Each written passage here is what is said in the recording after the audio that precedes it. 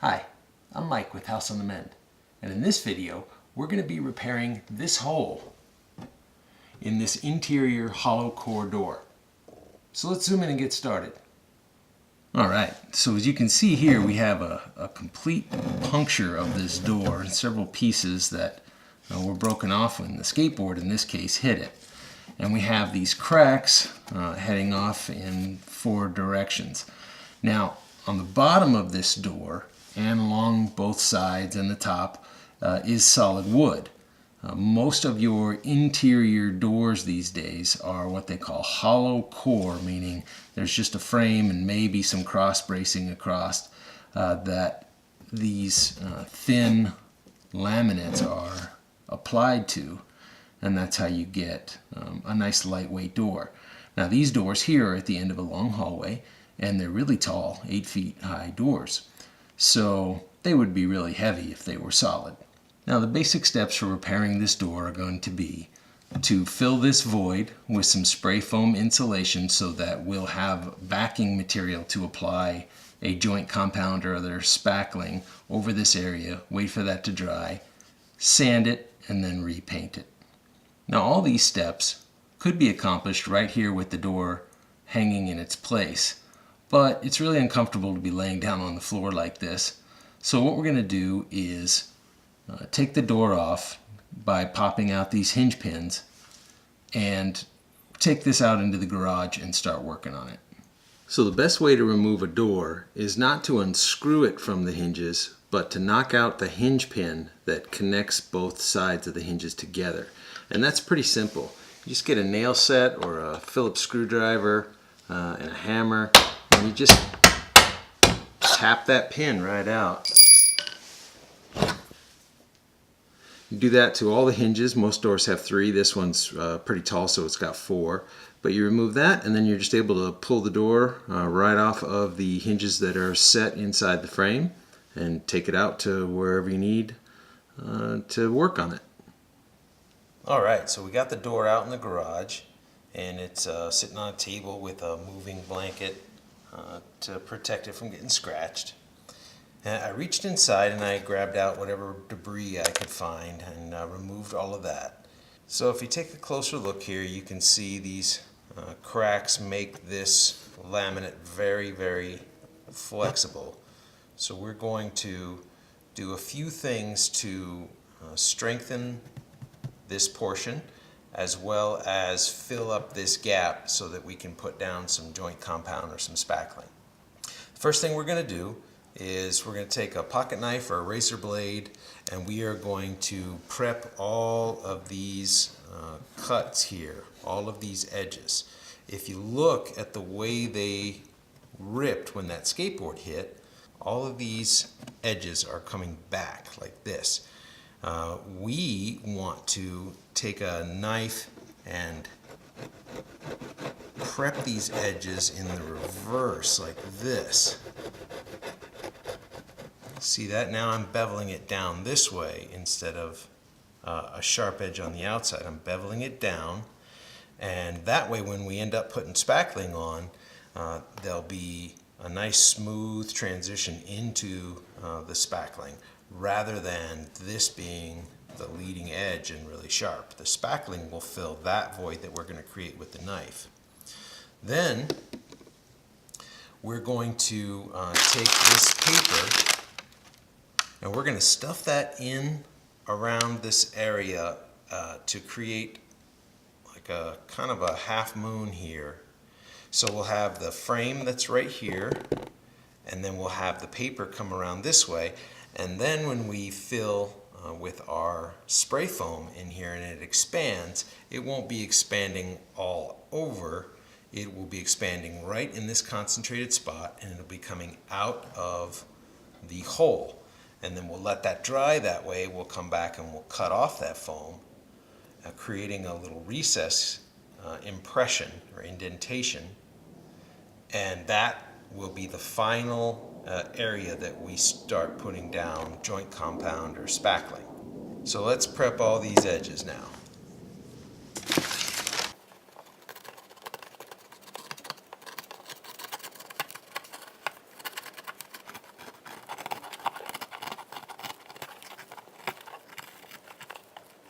That looks pretty good.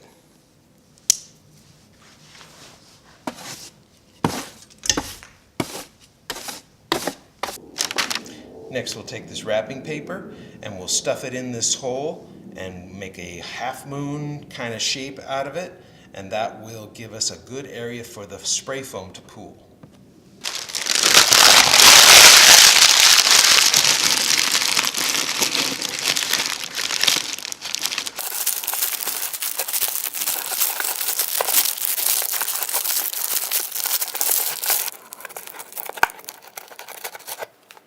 Alright, got that stuffed in there. Now let's start moving it this way and pushing it up this way so we create that perfect pooling area for the foam.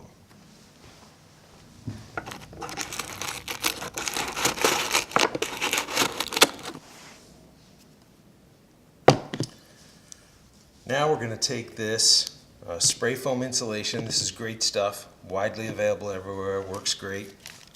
Just cut open the plastic here, get our little straw. First thing we want to do is shake well, then apply our straw. And then I've learned the hard way, you always want to have rubber gloves on when you're working with this spray foam insulation. Alright. Keep the can upside down and let's just get some of this spray foam going in here. It isn't going to take long.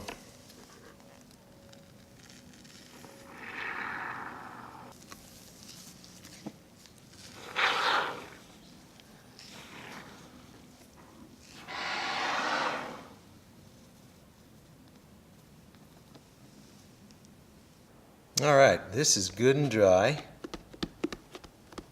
It's been given several hours to cure. If you try to work with the foam too early, it'll become gooey and stick to everything. So you're better off letting it dry even overnight if you have the time, but at least several hours until it's very rigid, but still, a little pliable. Now it's time to cut it off. You can use anything you have around the house. You could use a razor blade if you want. You could also use a bread knife. Those work really well. But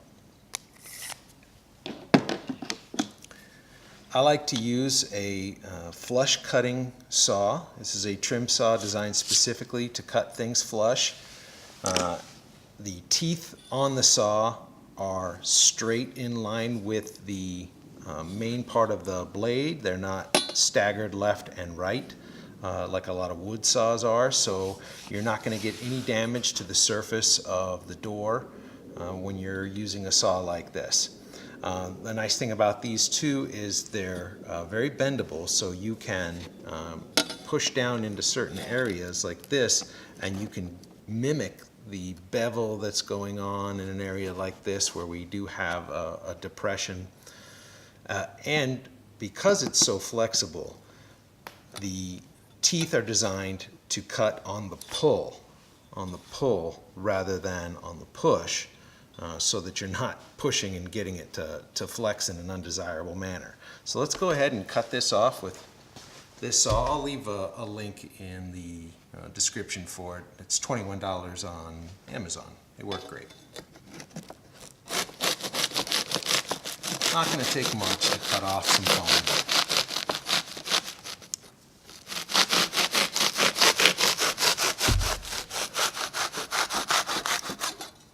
There we go.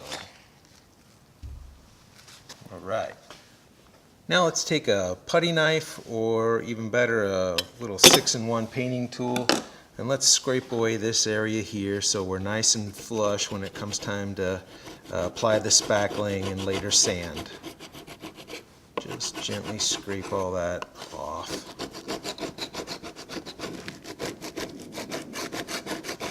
Alright, next we want to get ready to add some spackling in here to cover this divot created by the skateboard. Now, if we use a spackling knife that's not quite long enough, then we're going to get an uneven application. something like this for drywall is a bit too long. It would work, but you might be getting stuff out here into these edges. So better to go with like a medium-sized one like this. And that will give us a flat area here and a flat area here, so that when we come across with spackling, we have the best chance to create a nice even patch parallel with the door itself. All right, I'm using a pre-mixed joint compound, and I've got my little container here and the putty knife. I've mixed it all up to get it really nice and creamy smooth without any bubbles in it. And the nice thing about having one of these is any excess on the blade you can take right off with this metal insert that comes in these little hoppers. So I'm just going to come in here and get a fairly liberal amount of joint compound, since we have a lot to make up for. And then I'm going to come across this way, bring it down, and just start going right across.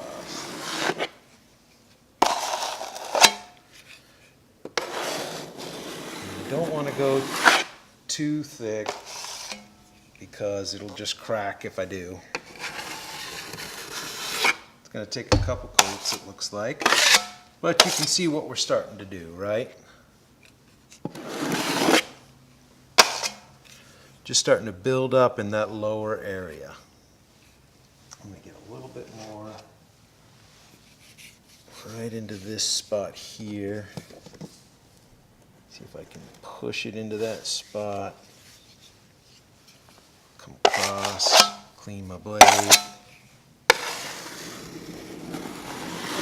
right across.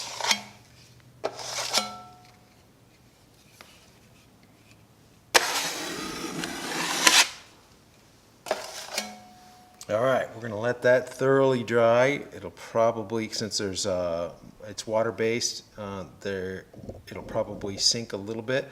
We'll sand the area smooth, and then we'll put on another coat. Get that off there. Good to go. All right, that's had plenty of time to dry, and as I go over it with my flat edge here of this speed square, you can see in this video how we do have a depression still in it, which is just fine. That means when the topping compound dried, it sank a little bit. Totally to be expected. Better that than to have a bunch of really big cracks. You can see a tiny one here where we got pretty thick to begin with. So let's do a very light sanding just to knock out all these high spots.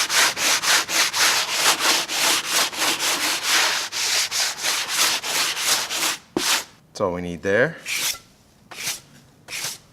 Brush that off. Okay.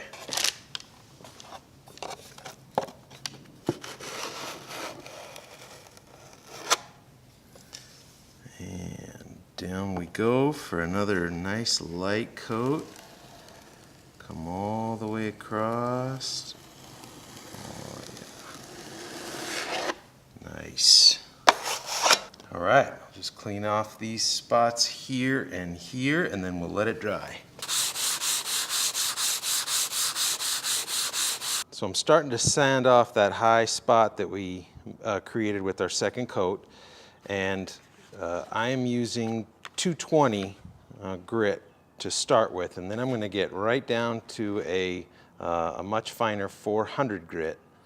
The reason you don't want to use the actual block is because it's quite coarse, and you can easily start introducing lines into the spackling, which we don't want. We want it to be just as smooth as the rest of the door. So we're going to see what we've got here, vacuum this off, and then we're going to get going with some 400 grit.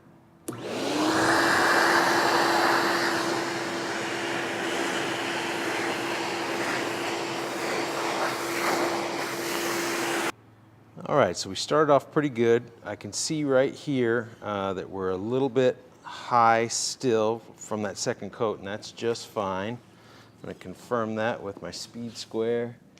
And yeah, we got a little ways to go, so this is a perfect time to switch over from that 220 grit paper to this 400, which will be a lot finer, and that'll keep us from introducing a lot of abrasive lines in our work.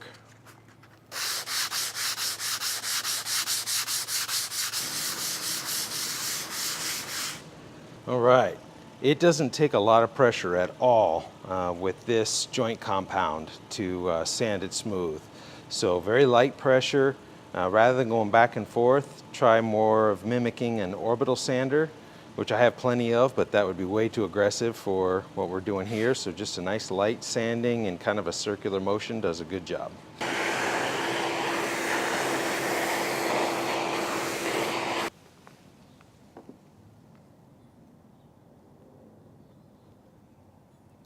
That's much better. Now that we got that looking pretty good, I think we're ready to put on some primer to seal off this rather porous joint compound and get it more to the texture of the door itself. Okay, we're all set up to apply our coat of Kills primer. Got a nice brush ready to go for that. Here's a tip on mixing paint. Get one of these mixers. It attaches right to your cordless drill, right into the chuck, and makes life so easy. It's a must. It's not going to take much here. I'm going to get about 1/3 of the brush covered. We're going to go light and smooth. Seal in that joint compound. Okay, we're going to let this dry, and we'll come back, and with a really fine sandpaper we'll sand out some of these brush strokes here, and then we'll be ready for the original paint that was put on this door. So this primer's all dried and it's been very lightly sanded, and we're going to use one of these little mini rollers to roll this section of the door. And we're going to roll it all in this direction, and if we do get any kind of streaking, it'll just simulate the typical rails and styles of classic door construction. So let's get a little paint on our roller here and we'll get going. Certainly not going to take much.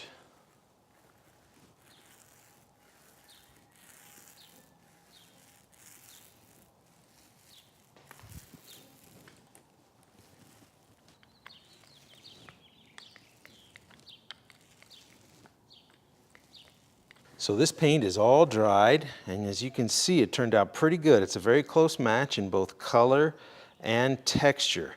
And if you look right here and right here, you may be able to see a difference between the section that we rolled on and the original painting that was done with a professional sprayer. Now, you could mask off this area and spray it and have it even closer, but if you consider the setup time, which includes filtering, basically screening the paint, and then also the cleanup time, which is a tremendous amount of time, it's very quick for this small little section just to tape it off and roll it. And as you can see here, it's a pretty close match. So now it's time to take this door back inside and put it up on its hinges. Now it's easiest to get the door back on the hinges if you leave it open a little bit and come at it at an angle. We've got the other pins in. This one just gets right set up in place. If it doesn't go down all the way, nice mallet seats every one of the pins.